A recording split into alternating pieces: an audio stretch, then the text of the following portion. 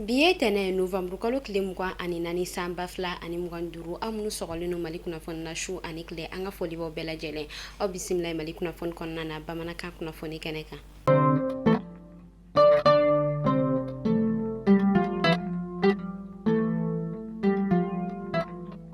Kunnafoni daminɛna état-major général des armées ale bɔla ka kunnafoniya jɛnsɛn a yirala k'a fɔ fɛn min an ka kɛlɛkɛcɛw ye olu bɔla ka wuli ka jɔ fila o kɛ Kidali ale marabolo kɔnɔna na u ka wuli ka jɔ fɔlɔ a yirala k'a fɔ tile damadɔ observation o kɔfɛ u bɔla ka dankari kɛ bingani wale tigilamaw ka bolimafɛn dɔ la kɛrɛnkɛrɛnneyala u ka camion logistique dɔ ni ale kun camouflenen no ka datugu ni basi yɛrɛ ye a yirala k'a fɔ u bɔla ka dandigi kɛ ni bolimafɛn yɛrɛ kɔni na ka ale tiɲɛ min kɛla Kidali ale marabolo kɔnɔna na kɛrɛnkɛrɛnneyala u ka yɔrɔ min ni ale ka surun a bɛ baara ale la u ka wulikajɔ filanan a yirala k'a fɔ ka sanga ni u ka sɛgɛsɛgɛliw yɛrɛ kɔni cogo ye u bɔla ka bingani wale tigilamaw ka regroupement dɔ ko o yɛrɛ ciblé ka tila ka dangari kɛ olu fɛnɛ na k'u bɔnɛ u ni na fɛn min yɛrɛ kɔni u bololafɛn ye u sera ka olu caman sɔrɔ état-major général des armées a y'a yira k'a fɔ halisa wulikajɔw bɛ sen na fɛn min ye bingani wale ale ni yuruguyurugu o bɛ se ka kɛlɛ ka bɔ jamana kɔnɔna na cogoya min na.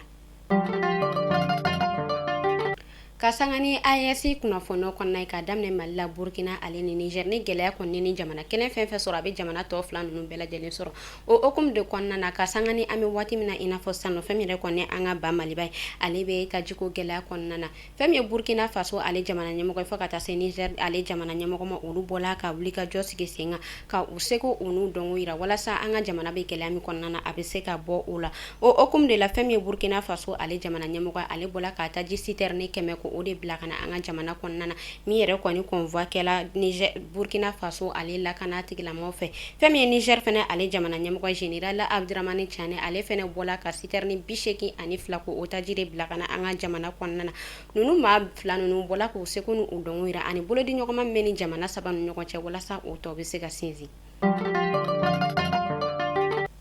Alisa an bɛ to AES ale kunnafoni kɔnɔna na ka sanga ni AES jamana ɲɛmɔgɔ olu ka laɲini ka daminɛ Mali la Burkina ani Niger olu yɛrɛ kɔni bɔla ka laɲini kɛ walasa ni jamana ninnu bɛɛ kelen-kelen na a musojɛkulu bɛ se ka fara ɲɔgɔn kan ka kɛ jɛkulu kelen ka bureau ko o yɛrɛ sigi walasa AES ale ka ɲɛtaga bɛ se ka sabati o hukumu de kɔnɔna na fɛn min yɛrɛ kɔni an ka ba Maliba ale musojɛkulu ye olu bɔla ka fara ɲɔgɔn kan ka bureau kura o sigi plateforme dɔ min yɛrɛ kɔni bɛ tali kɛ walasa fɛn min yɛrɛ kɔni musolakaw ye olu fɛnɛ bɛ se k'o seko n'u dɔnko yira AES ale kunkanko la u bɔla ka taa baara ninnu ka a yira ministre min ni ale ka baara bɛnnen no musolakaw fɔ ka taa se denw ale ni denbaya kunkanko ma madamu Jara Jɛnɛba Sanogo ni ale yɛrɛ kɔni bɔla ka yamaruya di an ka cɛmancɛ faga ɲɛmaga tɔgɔ la walasa ni mako fɔta ninnu u bɛ se ka ka baara daminɛ cogoya min na a yirala k'a fɔ ni jɛkulu yɛrɛ kɔni bɛ taa a yɛrɛ sɔrɔ maa 64 ɲɔgɔn kɔ la jɛkulu ɲɛmaya o tala k'a di madamu Danbɛlɛ Aïssata Mbaye ma a y'a yira k'a fɔ ko a fɛnɛ bɛna a seko ni a dɔnko yira walasa fɛn min yɛrɛ kɔni AES kunkanko ye u bɛ se ka dɔɔni kɔ o la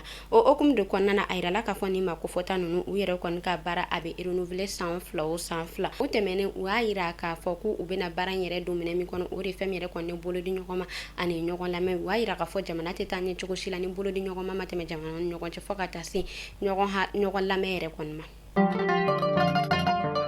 Fondation Orange Mali ale ni a ka bolodi ɲɔgɔnma tɔnw ma olu bɔla ka wuli ka jɔ sigi sen kan ka dɛmɛ don ka ɲɛsin Sabalibugu ale CESCOM ma a yirala k'a fɔ u ka dɛmɛ yɛrɛ bɛ taa a yɛrɛ sɔrɔ sefa wari miliyɔn 5 ɲɔgɔn kɔ la ni u bɛna taa furakɛli yɛrɛ kɔni kɛ fu ani falake Sabalibugu ale kɛnɛyaso la min yɛrɛ kɔni bɛ tali kɛ ka écho kɛ fu fɔ ka taa se arajo yɛrɛ kɔni ma ani fɛn min yɛrɛ kɔni consultation ye ani analyse u y'a yira k'a fɔ ko u bɛna olu bɛɛ lajɛlen kɛ fu ani falake ka fura di maa ma fu ani falake Sabalibugu ka olu fɛ yen nɔ u ka kunnafoniyaw kɔnɔna na u y'a yira k'a fɔ an bɛ wagati min na i n'a fɔ sisan nɔ jamana a ka gɛlɛn kosɛbɛ o de y'a to u bɛ ka nin wulikajɔ in sigi sen kan ka sababuya kɛ bana o bɛ maa caman sɔrɔ nka fɛn min yɛrɛ kɔni wari ye o tɛ k'u bolo walasa u bɛ se ka taa u yɛrɛ furakɛ cogoya min na o hukumu de kɔnɔna na u wulila ka nin dɛmɛ yɛrɛ kɔni don ka ɲɛsin Sabalibugu ale kɛnɛyaso ma u y'a yira k'a fɔ u yɛrɛ kɔni nalen don ni kɛnɛya tigilamaa jolenw ye minnu ni olu ka baara bɛnnen don kɛnɛya ko kunkanko ma walasa olu bɛ se ka taa maaw furakɛ fu ani faraki min bɛ tali kɛ spécialiste la fɔ ka taa se généraliste ma ani a ɲɔgɔnna caman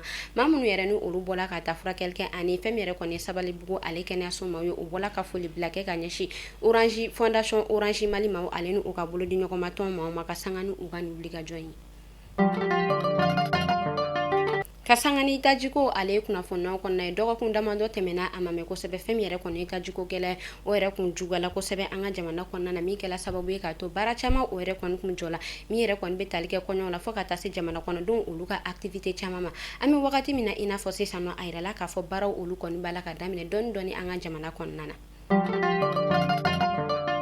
Kasangani seko ale ni dɔnko kunkan ko ye semaine internationale de l'artisanat Touareg semaine min ni ale bolo dalen no ka ɲɛsin Touareg ma walasa olu bɛ se ka u seko n'u dɔnko yira ni ɲinɛ bɛ ale tako filanan ma kasangani ale kɛnɛ ye laɲɛnamayali ministre min ni ale ka baara bɛnnen no an ka ba Maliba ale kɔkandenw ka ko ɲɛnɛbɔli ma Musa Aga Atayer ale bɔla ka hakilina falen kɛ ni maa dɔ ye musée national ale kɔnɔna na fɛn min yɛrɛ kɔni bololabaara ale nafa ye ani bololabaara ale bɛ se ka don dala cogoya min na an ka jamana kɔnɔna na walasa fɛn min yɛrɛ kɔni ye sifinnakaw ye olu bɛ se ka kisi tunga ale ma fɔ ka taa se kɔkɔji ka sayaw yɛrɛ kɔni ma kɛnɛ yɛrɛ kɔni kuncɛla ni yala ministre yɛrɛ kɔni fɛ kɛrɛnkɛrɛnnenya la ministre Musa Aga Atayer ka u ka bololabaaraw ka taa olu lajɛ musée kɔnɔna na yen nɔ.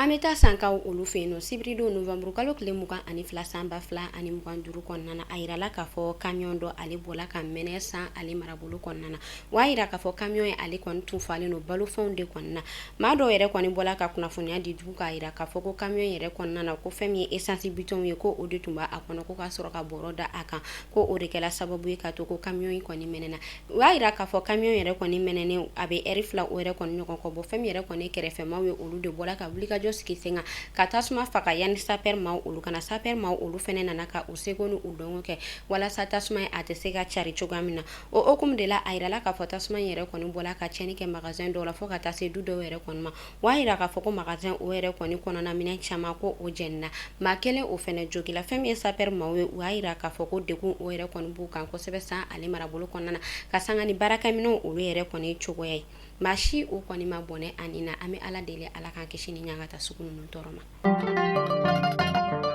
Ka kunnafoniya kuncɛ ka sanga ni kiriko ale kunkan ko ye Mohamed Yusufu Batili ni bɛɛ lajɛlen bɛ ale dɔn arasi bati la ni ale minɛnen no an ka lakana tigilamɔgɔw fɛ a bɛ san 2 ɲɔgɔn kɔ bɔ a yirala k'a fɔ ale yɛrɛ kɔni makɔnɔnen no cour d'appel la sini tarata novembre kalo tile 25 san 2025 kɔnɔna na ka sanga ni a ka kiriko kunkan ko ye ni ne kun bɛ dansigi kɛ bi kunnafoni na an ka foli bɛ an lamɛnbagajɛkulu bɛɛ lajɛlen Mali kɔnɔ fɔ Mali kɔ kan aw k'an bɛ sini ni Ala man ka jɔnya joona.